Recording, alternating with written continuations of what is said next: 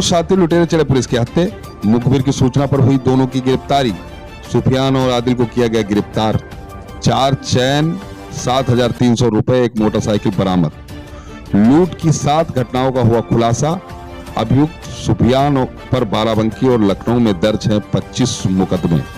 Hasanganj police ने की गिरफ्तारी।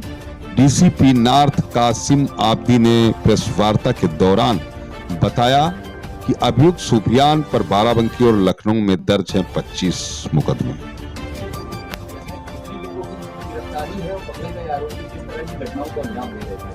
ये 2 व्यक्तियों की अरेस्टिंग आज हुई है। दिनांक 4/10 को चेन स्नैचिंग की एक घटना हुई थी थाने पर, जिसमें एक मुकदमा पंजीकृत हुआ था, लूट का मुकदमा पंजीकृत हुआ था और उसके बाद लगातार पुलिस टीम एक्टिव थी और मुखबिर तंत्र के आधार पर इन 2 व्यक्तियों की अरेस्टिंग हुई है डालीगंज क्रॉसिंग के पास। जिन व्यक्तियों की अरेस्टिंग हुई है उनका नाम है सुफियान सिद्दीकी पुत्र अयूब अली और ये रहने वाला वजीरगंज क्षेत्र का है। इसका एक मकान गुडम्बा थाना क्षेत्र में भी है। और जो इसका साथी है दूसरा मोहम्मद आदिल उर्फ रिंकू पुत्र मोहम्मद रईस, जो कि रहने वाला थाना महानगर का है। ये जो सुफियान सिद्दीकी है ये एक शातिर किस्म का चेन स्नैचर है। पूर्व में भी इसके विरुद्ध अन्य थानों से भी मुकदमे हैं। उन मुकदमों में ये जेल जा चुका है।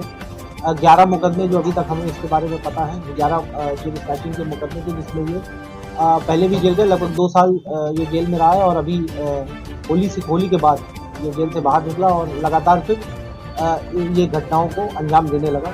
अभी जो हमारे पास इनकी गिरफ्तारी हुई, जब डिटेल में जब पूछताछ की गई और जो हमारे पास फुटेजेस थे तो उनके आधार पर काम किया गया, तो पता ये चला कि दोनों व्यक्तियों ने मिल करके टोटल 7 घटनाओं को इन्होंने अंजाम दिया विभिन्न थाना क्षेत्रों में, जिसमें विकास नगर, हसनगंज, महानगर, चौक और अलीगंज इसमें शामिल है। इनका एक स्पेसिफिक मॉडस ऑपरेंडी है। ये सुबह अर्ली मॉर्निंग ये लोग घटनाओं को अंजाम देते हैं। जब इनसे डिटेल में पूछताछ की गई तो उन्होंने बताया कि इसका रैशनल ये है, इसका लॉजिक ये है कि सुबह के समय भीड़ कम होती है तो इनको भागने में आसानी होती है। पब्लिक और पुलिस से पकड़े जाने में इन्हें पुलिस और पब्लिक दोनों से इन्हें थोड़ी आसानी होती है और ये आसानी से घटना करके ये फरार हो जाते हैं। ज़्यादातर घटनाएं इन्होंने अर्ली मॉर्निंग किया है। हम लोग को इधर कई शिकायतें आ रही थी कि मॉर्निंग में जो महिलाएं होती हैं जो पार्क में जाती हैं, ये लोग ऐसी महिलाओं को टारगेट करते थे, थोड़ा एजेड महिला होती थी जो कि तत्काल रिएक्ट न कर पाए और वहाँ पर ये लोग घटनाओं को अंजाम देते थे। जो गिरफ्तारी करने वाली जो टीम है उसको मेरे द्वारा 25,000 का इनाम दिया जा रहा है और ये घटना इस तरह की आगे घटनाएं ना हो, इसके लिए भी हम लोग इंश्योर करेंगे कि ये जो व्यक्ति पकड़े गए उनके विरुद्ध हम लोग आगे गैंगस्टर की कार्रवाई भी हम लोग करेंगे। ये जो दूसरा व्यक्ति है मोहम्मद आदिल, इसका एक चाचा है जो कि पहले जो सुफियान सिद्दीकी है इसके साथ चेन स्नैचिंग किया करता था। अभी ये चाचा जेल में निरुद्ध है। ये सुफियान का फाइली था, ये जेल में निरुद्ध है और अब ये भतीजा इसके साथ काम कर रहा था। हम ये इंश्योर करेंगे कि और भी पता करेंगे और भी कोई लोग यदि इसमें शामिल हैं तो उनके विरुद्ध भी कार्रवाई हो। जो टोटल इसमें जो बरामदगी हुई है वो 4 जो स्नैचिंग की जो चेन है वो बरामद हुई है और 7300 रुपये, क्योंकि ये जो स्नैचिंग की चेन जो है ये ले जाते हैं और फिर इसको तत्काल अपनी कोई मजबूरी बता करके ये अलग अलग सोनारों को ये चेन बेचते हैं। सोनारों का इसमें क्या इन्वॉल्वमेंट है, सोनारों को इस बारे में पता था या नहीं पता था, इसके बारे में भी डिटेल में हम लोग गहनता से इसकी जांच करेंगे। आगे जैसा भी होगा जांच के क्रम में जो भी चीजें निष्कर्ष निकल के आएगा उसके आधार पर आगे कार्रवाई की जाएगी।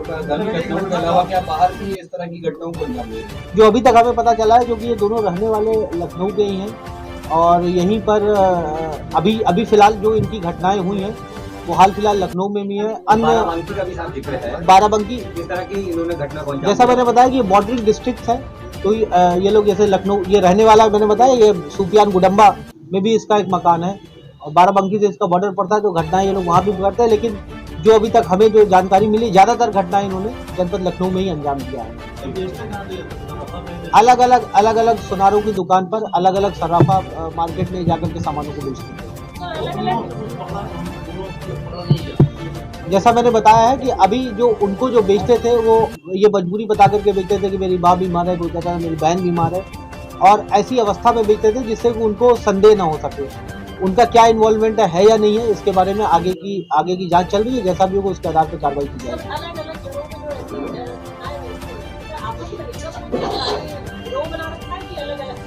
ये इसका जैसा मैंने बताया, सूफियान ये एक पेशेवर अपराधी है। पहले भी इसने घटनाओं को अंजाम दिया हुआ है। 11 मुकदमे इसके ऊपर पहले भी हैं।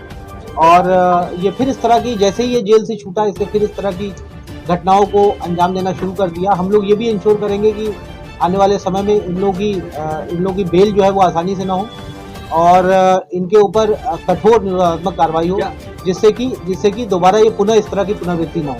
आदिल के विरुद्ध भी कोई अपराधी की तरह अभी फिलहाल हम लोग पता कर रहे हैं आदिल के विरुद्ध अभी नहीं, क्योंकि ये जब इसका चाचा जेल में गया उसके बाद से इसने इनके गैंग में शामिल हुआ है। आपराधिक इतिहास के बारे में अभी भी पता कर रहे हैं। इनके चाचा का नाम अभी हम पता कर रहे हैं। चाचा का नाम जैसा भी होगा आगे कार्रवाई करेंगे। चाचा कब जेल गए थे?